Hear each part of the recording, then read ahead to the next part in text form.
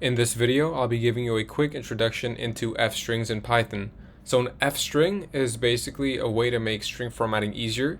You put an f in front of your string, and that allows you to put variables or expressions inside curly brackets within that string. So let's have an example here. So let's set our variables first. So we have our first variable name, which we set as Bob. And we have our age, let's say 16. Now let's produce our f string. So first print, put an f to indicate the f string, quotation marks. My name is name, the curly bracket, where inside the curly bracket we refer back to the variable name, and my age is age. Again, within the curly bracket we refer back to the variable age. Quotation mark, close bracket, and print. This gives us the following. My name is Bob and my age is 16. So name here refers back to Bob and age here refers back to 16.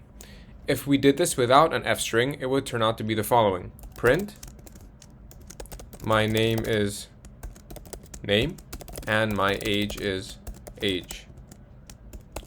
It would turn out to be like this. My name is name and my age is age. It does not call back to the variable we put on top, and that's why using an f string could be much more convenient.